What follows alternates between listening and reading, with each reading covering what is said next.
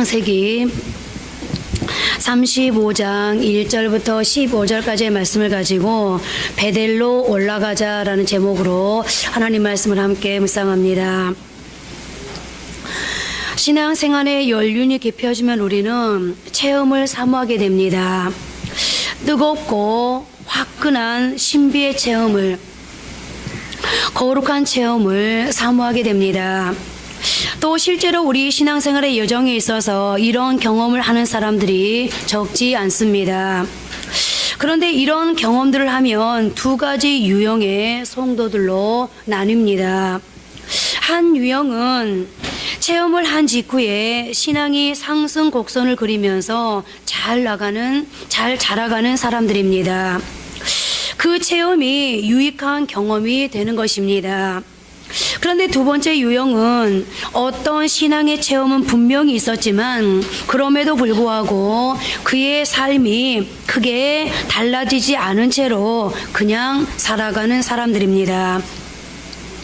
오늘 본문에 나타난 야곱이 두 번째 유형에 속하는 사람이었습니다. 그는 굉장한 경험을 했음에도 불구하고 그 경험이 당장 그를 크게 달라지게 하지는 못했습니다. 그리고 이 사실로 미루어 우리가 알 수 있는 것은 체험 그 자체가 결코 무의미한 것은 아니지만 또 체험을 했다고 해서 그것이 전부가 될 수 없다는 것을 배우게 됩니다.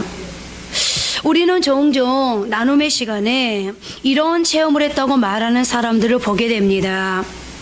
그러나 그 체험의 내용보다 훨씬 중요한 것은 그 체험으로 인해 얼마나 달라졌느냐 하는 것입니다. 중요한 것은 변화이지 체험 그 자체가 아닌 것입니다. 어떤 사람들은 그런 특별한 경험이 없이도 주님과의 인격적 교제와 예배를 통해서 그의 믿음과 인격이 잘 자라가고 변화되는 사람이 있습니다. 저는 이런 사람들을 통해서 체험은 필요하고 유익할 수 있지만 필수적인 것은 결코 아닐 수 있다는 것을 발견하게 됩니다. 진정으로 가치 있는 체험, 그리고 영적인 체험은 단순히 우리에게 어떤 사건이 일어났다는 사실이 아니라 일어난 사건에 대해서 우리가 어떻게 반응하느냐 하는 것입니다. 그 반응 여하에 따라서 체험의 유익성과 생산성이 결정되는 것입니다. 야곱은 야복강 나루터에서 놀라운 경험을 합니다. 하나님의 천사와 더불어 씨름을 하며 환도뼈가 부러지고 그의 삶이 극적인 전환점을 갖게 됩니다. 그것은 분명히 놀라운 체험이었습니다. 하나님을 만났고 하나님이 자기의 몸을 다루사 자기를 넘어뜨리는 경험을 하게 된 것입니다. 그리고 그 경험 직후에 하나님은 야곱에게 새로운 인생을 약속하셨고 그에게 이스라엘이라는 새로운 이름을 주셨습니다. 그리고 나서 10년의 세월이 흘렀습니다. 10년 동안 야곱에게 새로운 이름이 주어졌지만 야곱은 그 새로운 이름에 합당한 새로운 삶을 아직도 살지 못하고 있었습니다. 새로운 이름은 주어졌지만 그의 존재는 아직도 새로워지지 못하고 있었던 것입니다. 그리고 이것은 우리에게 소중한 교훈을 줍니다. 체험이라는 것은 필요하고 소중한 것이지만 한순간의 신앙의 체험이나 신비한 체험이 그 사람의 인격을 한꺼번에 성화시키거나 변화시킬 수 있는 것은 아니라는 사실입니다. 구원받은 사람들의 가장 중요한 과제는 성화의 길을 걷는 것입니다. 거룩한 인격이 되는 것입니다. 그런데 이 성화라는 것은 결코 지름길이 없습니다. 왕도가 없다는 얘기입니다. 하나님과의 지속적인 관계와 교제, 그리고 하나님을 향한 예배를 통해서만 비로소 우리는 하나님이 기뻐하시는 인격으로 변화되어 갈 수 있는 것입니다.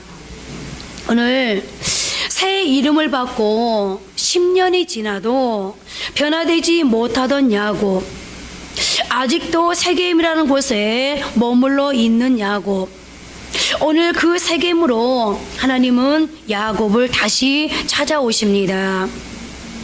오래전 베델의 땅에서 하나님이 야곱을 만나 주셨을 때 하나님은 그가 베델로 다시 돌아와야 할 것을 명령하셨지만 그의 발걸음은 아직도 세겜 땅에 머물러 있습니다. 그리고 야곱은 그 세겜 땅 그곳에서 어떤 사건을 겪게 됩니까? 창세기 34장에 보면 야곱의 딸 중에 하나가 세겜 사람에 의해 강간을 당함으로 세겜 땅의 남자들이 죽임을 당하는 대란이 일어났습니다. 이렇던 야곱은 이 세겜 땅에서 유쾌하지 않은 일들을 당하게 됩니다. 그러면서도 야곱은 아직도 세겜을 떠나지 못하고 있었습니다. 그는 아직도 변화되지 못하고 승리하지 못하고 주님이 기대하시는 인생을 살지 못한 채 세겜 땅에 묶여 있었던 것입니다.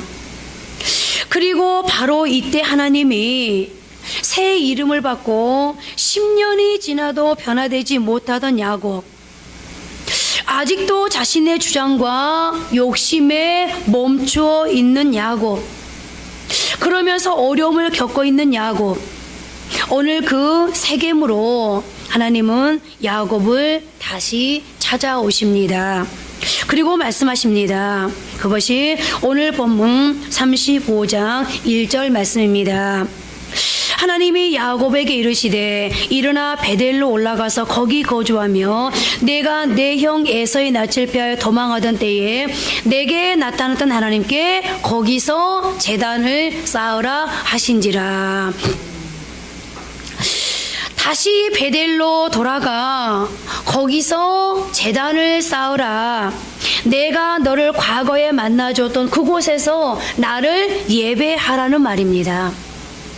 그리고 야곱이 비로소 적절한 반응을 보이기 시작합니다. 오늘 본문 2절입니다. 야곱이 이에 자기 집안 사람과 자기와 함께한 모든 자에게 이르되 너희 중에 있는 이방 신상들을 버리고 자신을 정결하게 하고 너희들의 의복을 바꾸어 입으라. 하나님의 말씀을 듣고 야곱은 가족들에게 세 가지를 명령합니다. 첫째, 이방 신상을 버리라. 둘째, 우리 자신을 정결케 하라. 셋째, 의복을 바꾸어 입으라. 그리고 베델로 돌아가자는 말입니다. 저는 여기서 야곱이 가족들에게 준 이 세 가지 지시는 지금도 베델로 돌아갈 필요가 있는 모든 사람들이 해야 할 일, 기억해야 할 일, 우리가 응답해야 할 지침이라고 생각합니다.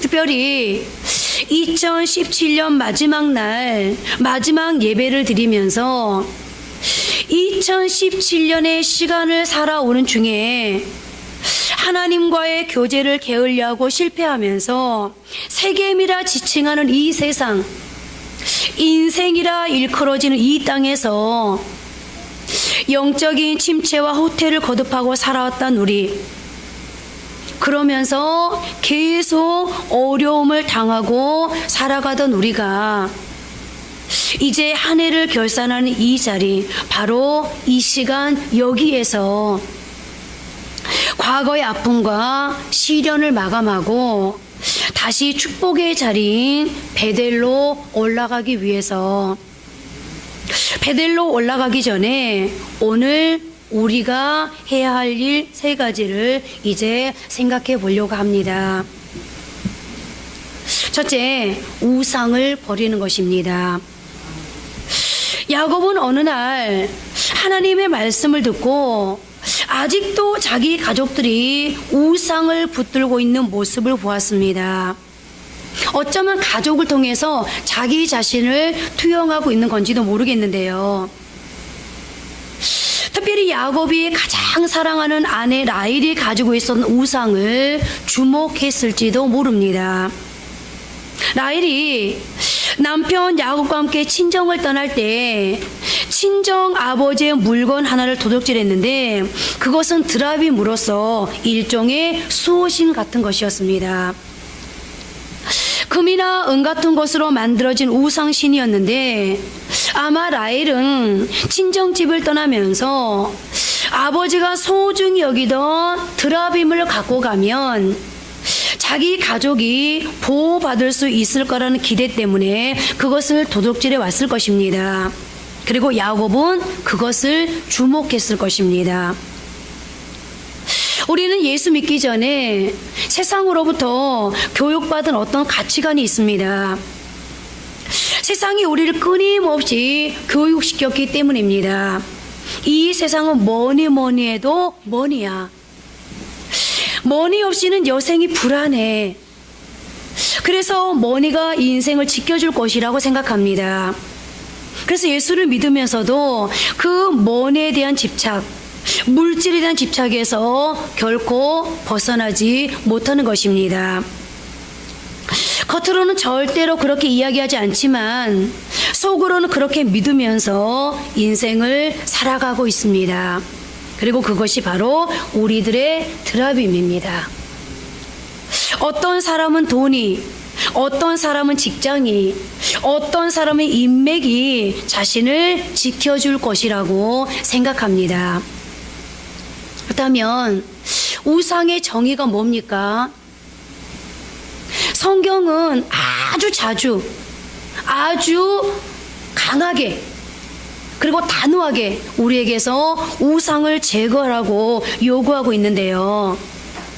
그럴 때마다 그 단어 앞에 서실 때마다 여러분은 과연 우상은 뭐라고 생각하십니까? 나는 우상 없어. 너무 자신 있게 지나쳐가는 부분입니까? 그러나 과연 그럴 수 있을까요? 오늘 드라빔 같은 형태의 우상만 우상이 아닙니다.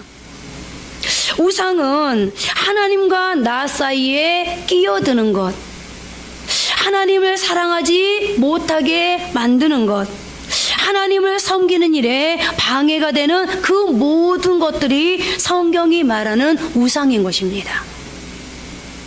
그래서 심지어 신약 성경인 골로새 3장 5절에서는 탐심은 곧 우상 숭배니라 라고 말하면서 이 시대의 가장 강력한 우상을 탐심이라고 규정하고 있습니다. 무슨 말입니까?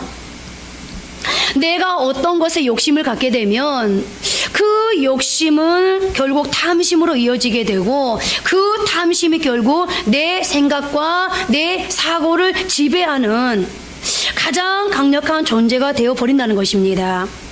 그것이 신이 되어버립니다. 그것이 우상인 것입니다. 신약 성경에서 하나님과의 교제의 중요성을 강조하고 있는 책이 바로 요한 1서인데요.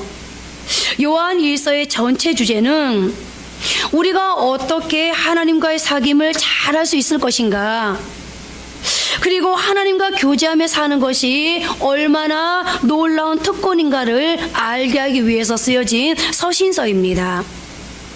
그런데 하나님과 나 사이의 교제를 방해하는 가장 큰 방해물을 요한 1서의 마지막 장 마지막 절인 5장 21절이 이렇게 밝히고 있습니다. 자녀들아, 너희 자신을 지켜 우상에게서 멀리하라.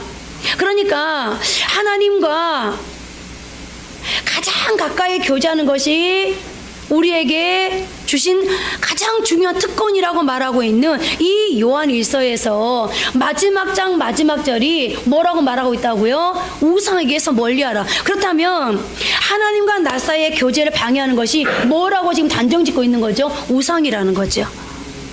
그래서 너희가 하나님과 가까이 하려면 하나님과 가까이 하면서 하나님께로부터 누릴 수 있는 특권을 내가 누리려면 무엇을 멀리해야 된다? 우상을 멀리해야 된다라고 요한 1서를 통해서 지금 처음 시작을 우상으로 시작해서 마지막을 우상으로 마무리하고 있는 겁니다. 이것이 요한 1서의 마지막 교훈인데요. 요한 1서는 하나님과의 사귐의 중요성을 강조하겠는데 우상이 있으면 하나님과의 교제가 단절되기 때문에 우상을 멀리하라고 말씀하고 있습니다. 그렇다면 오늘 우리의 우상은 무엇일까요? 저는 이 단어 앞에 설 때마다 가만히 생각을 해봅니다. 우리의 우상은 과연 무엇일까? 이렇게 생각을 거듭하다 보니 우리의 우상이 참 다양할 수 있겠다는 생각이 들었습니다. 저처럼 결혼하지 않는 사람들에게는 이 이성이 우상일 수 있을 것 같고, 지금 공부 중인 학생들에게는 취업이라든가 성공이 우상일 수 있을 것 같고, 사업하시는 분들은 사업에 관련된 그 어떤 것들이 우상일 수 있을 것 같고, 부모들에게는 자녀들이 우상일 수 있을 것 같은데, 특히 지금까지 목회 현장을 섬기면서 가장 많이 경험할 수 있었던 것은 엄마들에게는 거의 자녀가 우상일 수 있겠다는 생각을 참 많이 했습니다. 목회자의 100마디의 권면보다 자녀의 말 한마디를 더 우선해서 무언가를 결정하는 경우,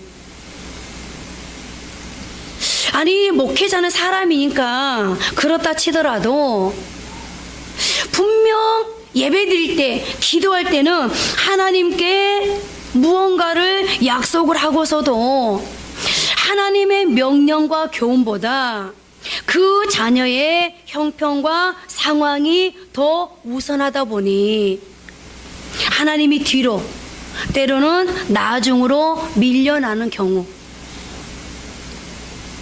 아니 굳이 자녀가 아니라 할지라도 때로는 남편이, 때로는 아내가, 때로는 부모가 하나님보다 앞서는 경우들을 종종 목격할 때가 있습니다. 그리고 그것은 비단 여러분만의 문제는 아닙니다. 제 자신도 어떤 상황 앞에서 그런 제 모습을 보면서 깜짝깜짝 놀랄 때가 있습니다. 그리고 두려울 때가 있습니다. 그리고 그럴 때면 신앙생활하는 우리에게 진짜 원수는 나를 못 살게 하는 그 어떤 사람이 아니라 가족이라고 했던 주님의 말씀이 생각나는데요.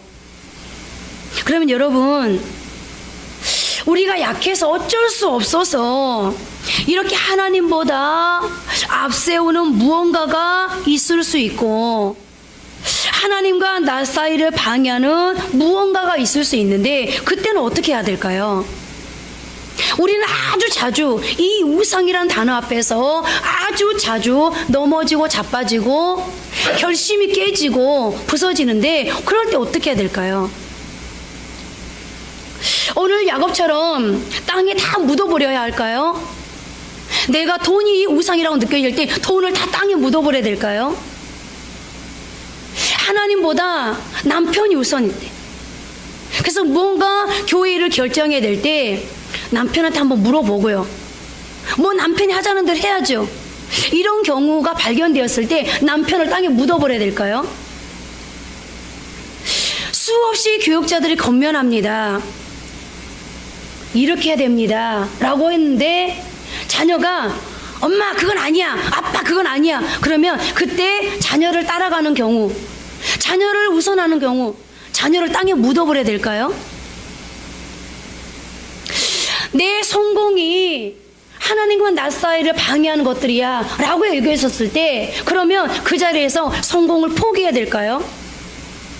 여러분, 어떻게 해야 될까요? 우리는 야곱처럼 그 모든 것들을 땅에 묻어버릴 수 있는 용기도 배짱도 사실은 없습니다.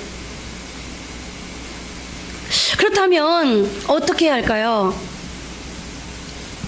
저는 고민해야 한다고 생각합니다. 지금까지 그렇게 해왔으니까, 그래도 아무 일 없었으니까, 그리고 여전히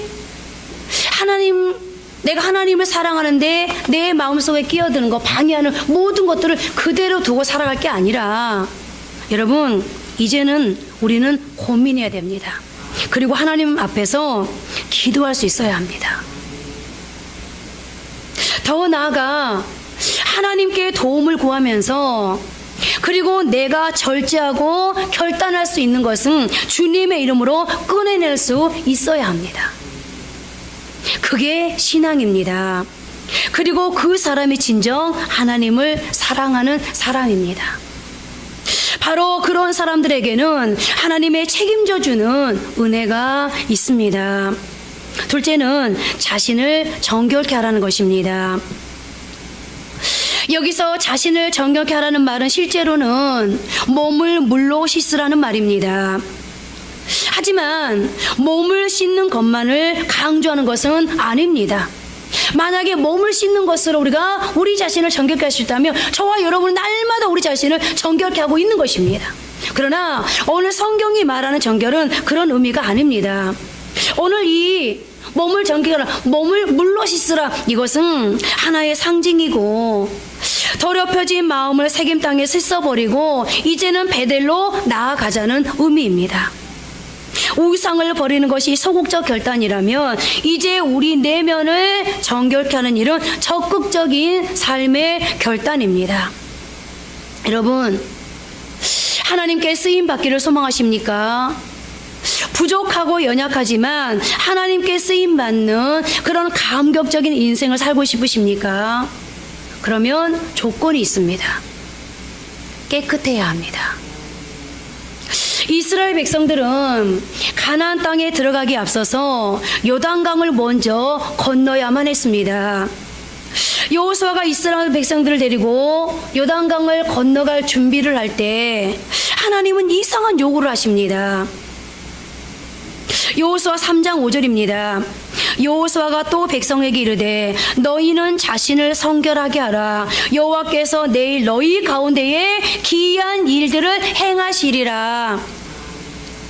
하나님이 그들을 사용하시고 이제 기적을 행하실 터인데 기적이 일어나기 전에 깨끗하게 하라는 요구였습니다. 너무 이상하지 않습니까? 아니, 요단강을 건널 거면 요단강을 건널 수 있는 도하의 방법을 가르쳐 줘야지 왜 깨끗하게 하라는 말? 여러분, 하나님이 바보입니까? 바보라서 지금 얼토당토한 그런 요구를 하고 계시는 걸까요? 저는 이 말씀의 의미를 지난 새벽 작전기도를 하면서 체험을 했는데요. 제가 집을 알아보고 월요일 날 계약을 했습니다. 그런데 화요일 날 어떤 집사님이 전화가 왔어요. 근데 제가 집을 알아보겠다는 걸 알았기 때문에 이 결과가 어떻게 됐나 싶어가지고 전화가 왔는데, 전사님 집 알아보셨어요? 예. 계약하셨어요? 그럼 여러분들 대답을 뭐라고 해야 되죠? 예. 그랬더니 제 입에서요 아니요 로 나오는 거예요. 근데 그 아니요 속에는요 여러 가지 생각들이 들어있었습니다. 순간 이 집사님이 전사님 집 계약하셨어요? 네. 월세 계약했어요? 전세 계약했어요? 그러면은 예 계약했어요 그랬을 텐데 제가 집을 샀잖아요. 순간 어떤 생각이 들었냐면, 이 집사님이 내가 집을 샀다 그러면 아니 전도사가 갚을 능력도 안 되면서 무슨 대출을 받아서 집을 산대? 너무 허무맹랑한 거 아니야? 그분이 그럴 분이 아니고, 제가 집 샀다 그러면 너무너무 좋아하실 분인데 제가 오버를 한 거죠. 아마 그분이 그렇게 생각할지도 몰라. 그래서 뒤에서 무슨 전도사가 집이야, 주제 파악을 좀 하지, 욕할지도 몰라, 이 생각이 언뜻 든 거예요. 그러니까 아니요 라고 대답을 한 거예요. 그러고 전화를 끊었는데 제 마음이 너무 안 편한 거예요. 거짓말을 했잖아요. 속였잖아요. 너무 안 편해서 잠을 설칠 정도였습니다. 그리고 이제 그 다음 새벽에 와서 기도를 했어요. 하나님, 제가 지금 마음이 너무 안 편해요. 제가 거짓말을 했어요. 하나님 앞에 이실직고를 했어요. 그래도 마음이 안 편해요. 그날이 화요일이었는데 화요일을 보내고 수요일을 보내고 목요일날 새벽에 하나님, 제가 하나님 앞에 회개 기도를 했는데도 마음이 너무 안 편해요. 그러면서 기도를 했어요. 그랬더니 하나님께서 저보고 뭐라고 말씀하시냐면 그분한테 전화를 하라는 거예요. 뭐라고? 고백을 하래요. 거짓말했다고. 왜 하나님 꼭 그렇게 해야 돼요? 그냥 나중에 기회 되면 집사님 사실은 제가 그때요 일만하면서 이렇게 됐어요 라고 하면 되지. 꼭 전화해가지고 제가 거짓말했다고 자신 납세를 해야 돼요. 근데 하나님 저한테 뭐라고 말씀하시냐면 거짓말을 하고 안 하고 그 사람한테 고백하고 안 하고 나는 그걸 지금 말하는 게 아니다. 내가 너에게 큰 일을 해주고 싶은데 내가 너에게 큰 일을 해주려면 성결해야 되지 않겠느냐 라고 말씀하시는 거예요. 하나님, 그렇군요. 하나님이 어떤 일을 하는 데 있어서 그 작은 것 하나도 하나님은 용납할 수 없으시군요. 그 작은 것 하나가 저에게 가시가 될까봐, 하나님의 일하는데 어떤 걸림돌이 될까봐, 방해 요소가 될까봐 하나님은 저에게 지금 전하라고 하는 것이지 하나님은 그렇게 유치한 분이 아니시군요. 그래서 제가 집에 가자마자 전화를 했어요. 집사님, 제가 사실은요 그저께 거짓말을 했어요. 뭘요? 제가 집을 사실은 월요일날 계약을 했고요. 제가 집 전세가 아니고 집 샀어요. 집사님 정말 죄송해요. 그랬더니 집사님 막 웃으시면서 전사님 어쩐지 이상했어요 그러더라고요. 왜요? 제가 거짓말하면 막 말을 더듬거든요. 전사님 말을 막 더듬으시면서 굉장히 어려워하시더라고요. 이렇게 말씀을 하시더라고요. 눈치채셨군요. 그랬더니 웃으시면서 눈치를 챈 건 아니고 왠지 전도사님이 이상하다는 생각은 했어요. 그렇게 말씀하시더라고요. 그러면서 하시는 말씀이 전사님, 제가 왜 전사님을 욕하겠어요? 저는 전사님을 한 번도 남이라고 생각해 본 적이 없어요. 저한테 아들이 둘이 있는데 전사님은 제 아들과 똑같은 사람이에요. 가족이라고 생각했어요. 그래서 제가 전사님 집 사는데 보태드리지 못해서 너무 죄송하지, 전사님이 집 샀다고 아니 웬 집 이렇게 절대 생각하지 않아요.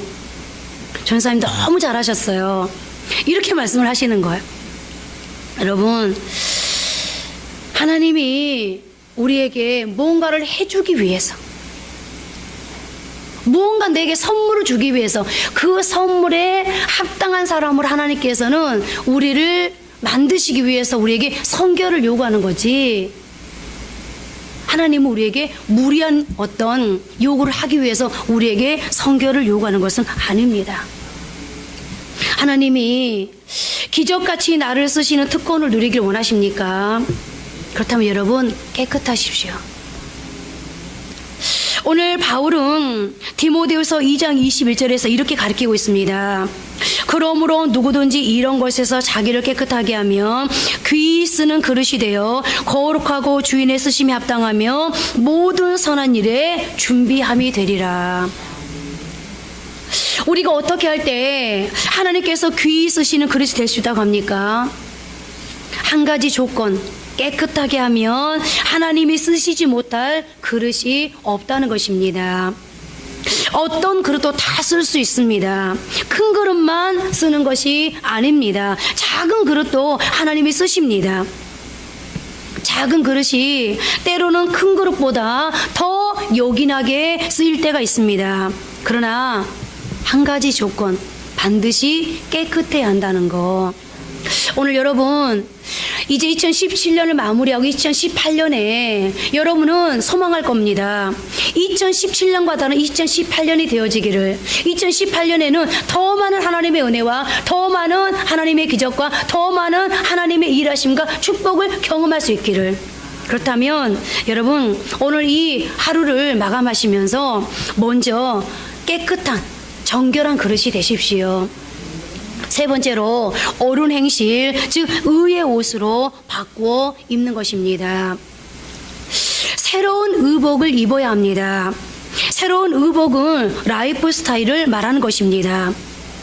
의복은 사람의 행동을 규제하고 행동을 결정합니다. 의복이 라이프 스타일을 결정하는 것입니다.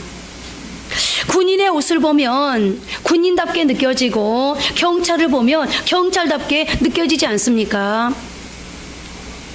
왠지 우리는 운동복을 입으면 운동을 해야 할 것 같고, 거룩한 옷을 입으면 왠지 거룩하게 걷고 싶어지고, 야한 옷을 입으면 야해지고 싶은 충동을 느낍니다.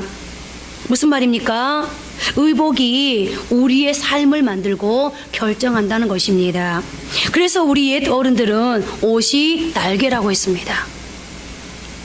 그런데 우리는 그리스도인이 되고도 하나님의 백성이 되고도 옛 사람의 옷을 그대로 입고 있는 것은 아닙니까? 아니, 여러 벌의 옷을 준비했다가 그때마다 편리하게 바꿔 입는 것은 아닙니까? 교회에 올 때만 그리스도인처럼 옷을 입고 와서 행동하는 것은 아닌지요? 그리스도인들은 한 가지 옷만 필요합니다. 오늘 야곱은 분명 삶의 과정에서 놀라운 하나님의 임재와 일하심을 체험했습니다. 그러나 그럼에도 여전히 자신의 라이프 스타일만을 고수하고 있었습니다. 그때마다 자신에게 필요한 옷으로 바꿔 입으면서 말입니다. 그런데 하나님께서 오늘 야곱에게 내 옷을 바꿔 입으라. 이 말은 무슨 말이겠습니까? 지금까지 살아왔던 삶의 모든 패턴을 바꾸라는 말씀입니다. 야곱이 입고 있던 세상의 옷을 벗어버리고 하나님의 거룩한 옷을 입으라는 겁니다. 야곱아, 이제까지는 네가 살고 싶은 대로 살았지. 네 기산대로, 네 계획대로. 그런데 이제는 너가 하나님을 빼버린 너의 라이프 스타일을, 너의 삶의 패턴을 이제는 하나님이 개입된 삶의 패턴으로 바꾸라는 겁니다. 너가 하나님의 패턴으로 살지 않고 너의 위주로 세상의 패턴을 가지고 사니까 너의 가족들도 다 그렇게 살지 않냐? 네 한 사람이 얼마나 중요한지 알겠지? 야곱아, 이제는 너의 삶의 패턴, 라이프 스타일로 살지 말고 하나님의 라이프 스타일로 한번 살아볼래? 라고 하나님께서 옷을 바꿔 입으라고 요구하고 있는 겁니다. 그리고 오늘 야곱은 자신과 가족들에게 이 의의 옷, 거룩한 옷을 입고 베델로 올라가기를 원했던 것입니다. 자, 그런데 야곱의 가족들을 향한 요구에 가족들이 어떻게 했는지를 보십시오. 오늘 본문 말씀 4절입니다. 함께 합독하십니다. 그들이 자기 손에 있는 모든 이방 신상들과 자기 귀에 있는 귀고리들을 야곱에게 주는지라. 야곱이 그것들을 세겜 근처 상수리 나무 아래에 묻고. 오늘 야곱은 다시 베델로 올라가기 위해서 이방 신상, 즉 우상을 버릴 것과 자기 자신을 정결할 것과 의복을 바꿔 입을 것, 지금까지 살았던 삶의 패턴을 바꿀 것을, 이 세 가지를 명령했습니다. 그리고 가족들은 야곱의 명령대로 순종했습니다. 그리고 오늘 본문 4절 하반절 말씀을 다시 한번 보십시오. 야곱이 그것들을 세겜 근처 상수리 나무 아래에 묻고. 지금 야곱이 이방 신상들과 장식품들을 세겜에 있는 상수나무 아래에 묻고 있습니다. 그런데 야곱은 그냥 단순하게 이방 신상들과 장식품들만 땅에 묻고 있는 게 아닙니다. 자신의 과거, 하나님보다 앞세웠던 그 무엇, 하나님과의 교제를 방해하고 가로막았던 모든 것, 자신의 계획과 욕심, 하나님 없이 살아왔던 그 모든 상황과 시간들을 지금 이 나무 밑에 함께 묻고 있는 것입니다. 그리고 그렇게 하고 떠났을 때 어떻게 되었습니까? 이제부터 야곱과 가족들이 결단하고 과거를 땅에 묻자, 이제부터 그들이 하나님 앞에 했던 순종의 결과들이 나타나기 시작합니다. 첫 번째 어떤 결과가 주어졌는지 그 결과가 무엇인지를 보십시오. 우선 먼저 오늘 본문 5절 말씀을 보십니다. 함께 합독할까요? 그들이 떠났으나 하나님이 그 사명 고울들로 크게 두려게 하셨으므로 야곱의 아들들을 추격하는 자가 없었더라. 그들이 떠났으나 추격하는 자가 없었더라. 여러분, 지금 야곱과 그의 가족들은 어떤 상황입니까? 좀 전에 말씀드렸던 것처럼 창세기 34장의 내용을 보니까 야곱의 딸 디나가 강간을 당하자 그의 오빠들이 시므온과 레이가 앞장서서 세겜의 모든 남자들을 다 죽이고 그들의 모든 재산을 다 빼앗아 버렸습니다. 그리고 이 사건으로 인해서 야곱은 어떤 염려를 하게 되었는지 34장 30절이 이렇게 증가합니다. 야곱이 시몬과 레에게 이르되 너희가 내게 화를 끼쳐 나로 하여금 이 땅의 주민 곧 가나안 족속과 브리스 족속에게 악취를 내게 하였도다. 나는 수가 적은즉 그들이 모여 나를 치고 나를 죽이리니 그러면 나와 내 집이 멸망하리라. 야곱은 이 사건을 통해서 어떤 보복이 있을까를 두려워하고 있습니다. 그런데 야곱이 다시 베델로 올라가기 위해서 자신의 것을 땅에 묻고 새로운 삶을 살기로 결단하자 이제 하나님께서 지금 야곱에게 닥친 가장 시급한 문제로부터 그를 지키고 보호하고 있습니다. 여러분, 우상은 왜 필요하죠? 사람들이 우상을 왜 섬기는 거죠? 이 우상이 나를 지켜줄 거다. 이 우상이 어떻게 할 거다? 나를 복되게 할 거다. 그래서 라헬이 아버지의 드라빔을 도적질해 온 거잖아요. 왜? 우리 가족을 지켜줄 거라고 믿었기 때문에. 그런데 보세요. 우상을 땅에 묻으니까, 우상을 버리니까, 우상을 포기하니까 어떻게 됩니까? 이제 누가 지켜주죠? 하나님이 야곱과 가족들을 지켜줍니다. 자, 그리고 그 다음 보십시오. 이제 야곱은 하나님의 보호하심으로 베델에 도착했습니다. 그런데 오늘 성경에 그냥 베델이라고 하지 않고 엘 베델이라고 기록하고 있습니다. 야곱이 하나님 집에 가서 다시 하나님을 만났다는 말입니다. 형을 피해 도망가던 야곱에게 내가 내게 허락한 것을 다 이루기까지 너를 떠나지 아니하리라 약속하셨던 그 하나님을 다시 만나는 자리, 바로 그 자리에 야곱이 와 있습니다. 사실 야곱의 지금까지의 삶을 누가 지켜준 겁니까? 야곱의 눈에 선명하게 보이지 않은 것 같았지만 분명한 건 하나님이 야곱의 삶을 그림자처럼 따라다니며 지켜주셨기에 오늘 이 자리까지 올 수 있었습니다. 그런데 그 하나님을 이제 다시 만났습니다. 여러분, 그러면 끝난 거 아니겠습니까? 하나님 없이 지냈던, 지금까지도 지켜주셨던 하나님이 이제 하나님을 만났으니 얼마나 더 세미하게 그와 동행하시면서 그의 삶을 이끌어 주시겠습니까? 여러분, 하나님을 만나기 위해서 더러움을 가지고 오늘 하나님 앞에 갈 수 없어서 자신을 정결케 했더니 이제 하나님이 어떻게 줍니까? 야곱을 만나 주십니다. 우리가 정결케 되어지면 하나님이 우리를 만나 주십니다. 자, 그리고 다음 세 번째 결과를 보십시오. 오늘 본문 10절입니다.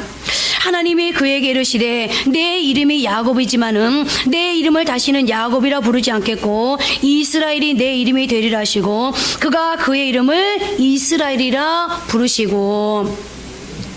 이미 약복강 나루터에서 이름이 바뀌었습니다. 그런데 하도 이스라엘 같이 살지 않으니까, 야곱 같이 사니까 하나님이 이름을 바꿔주시고도 10년 동안 그 이름을 안 불러주셨습니다. 그런데 야곱이 세 가지 결단을 했습니다. 우상을 버리고 자신을 정결케 하고 새로운 의복을 입고 베델로 올라온 순간 하나님이 이스라엘이라고 부르시고 이스라엘을 이제 성경에서 그때부터 기록하기 시작합니다. 일테면 명예를 야곱에서 이스라엘로 회복시켜 주신 것입니다. 야곱 빼앗는다, 쥔다. 이 이름대로 야곱은 자신의 힘으로 몸부림치며 남의 것을 빼앗으며 살아와야만 했습니다. 한 번 쥔 것을 놓치지 않으려고, 내가 어떻게 빼앗은 것인데 이 한 번 쥔 것을 놓치지 않으려고 발버둥치면서 살아와야만 했습니다. 그런데 이스라엘 하나님이 다스리신다. 그래, 지금까지는 내 이름처럼 빼앗아만 하는 그런 인생을 살았지. 이제는 내가 다스려 줄게. 내가 너의 인생을 살아줄게. 내가 책임져 줄게. 라는 하나님의 축복의 선언이었습니다. 여러분, 삶의 패턴을 빼앗는다, 쥔다, 속인다. 야곱, 삶의 패턴을 자기한테 뒀을 때는 자기가 노력하면서 살아야만 했었어요. 진 것을 빼앗기지 않으려고 몸부림치며 살아야만 했었어요. 그런데 하나님께서 이제 어떻게 합니까? 삶의 패턴을 바꾸니까 하나님이 야곱에서 이스라엘로 바꿔주면서 이제는 네가 힘쓰지 않아도 돼. 네가 네 인생 살아줄게. 내가 너를 책임져 줄게. 하나님이 이스라엘의 삶으로 야곱을 인도해 가시는 겁니다. 자, 그리고 하나님의 축복은 거기서 멈추지 않습니다. 이제 네 번째 결과가 오늘 본문 11절 12절에 기록되어져 있는데요. 우리 함께 합독하십니다. 하나님이 그에게 이르시되 나는 전능한 하나님이라. 생육하며 번성하라. 한 백성과 백성들의 총회가 내게서 나오고 왕들이 내 허리에서 나오리라. 내가 아브라함과 이삭에게 준 땅을 내게 주고 내가 내 후손에게도 그 땅을 주리라 하시고. 아멘. 통합적인 축복이 여기 있죠.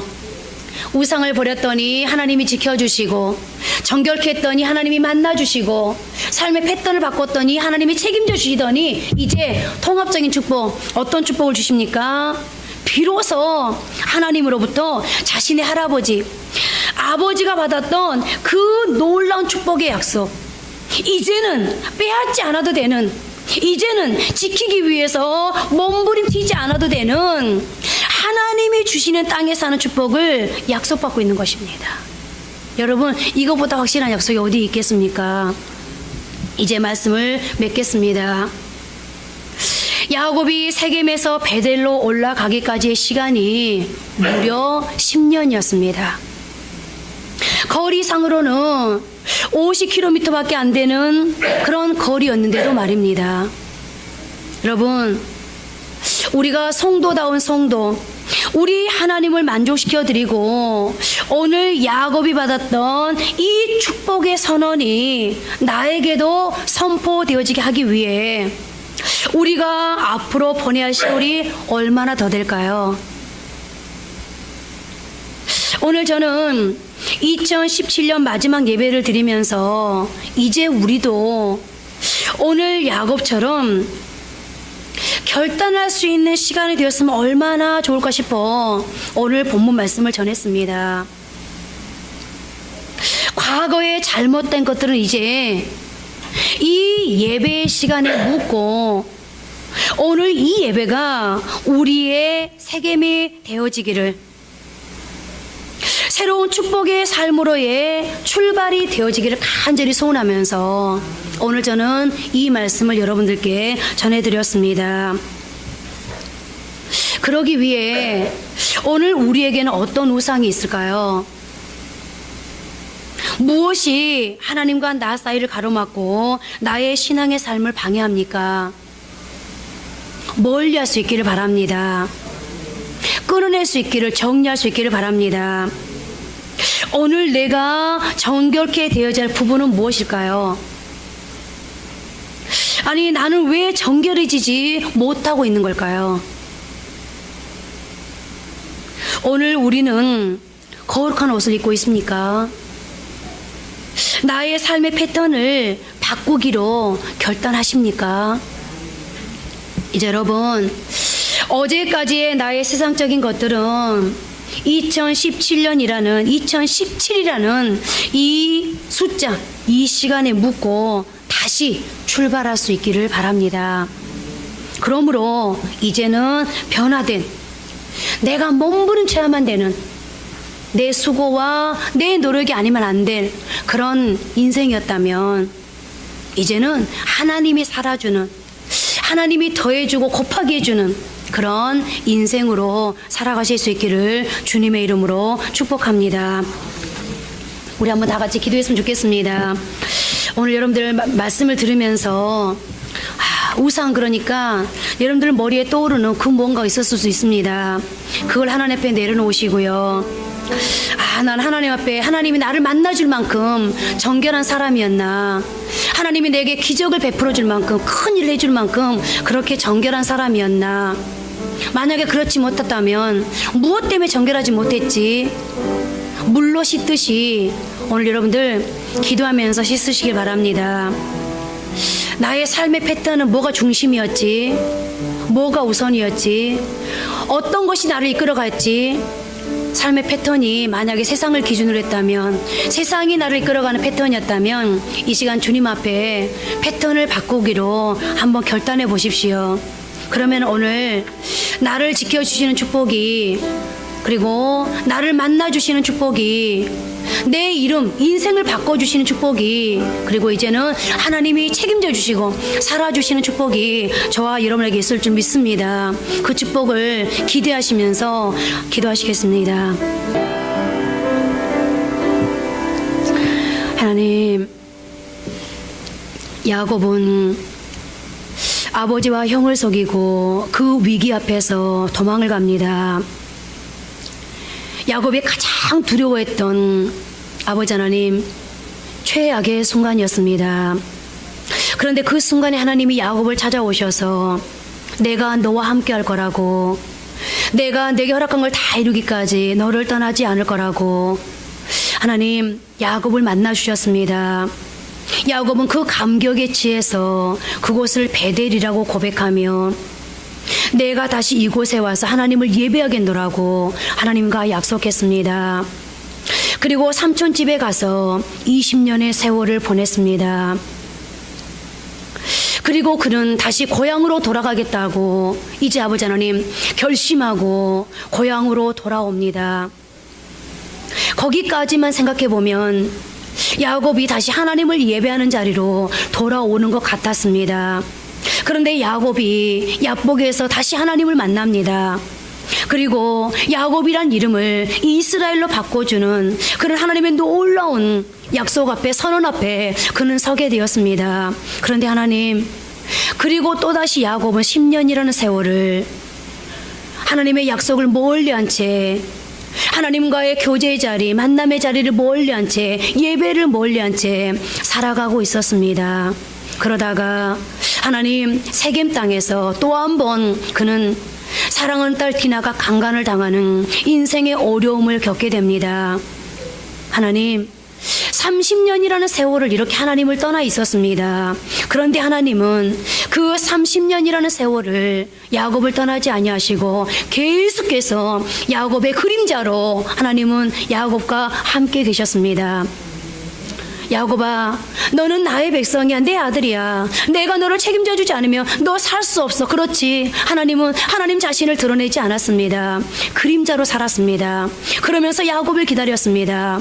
하나님, 우리가 하나님 앞에 수없는 것을 약속합니다. 그러나 그 약속을 지켜드리지 못할 때 하나님은 여전히 나를 기다리시면서 오늘도 하나님은 나의 그림자이십니까? 아니, 내가 하나님을 나의 주인으로, 아버지 하나님, 나의 보스로 하나님 세워드리지 못하고 하나님을 그림자로 삼고 있지는 않습니까?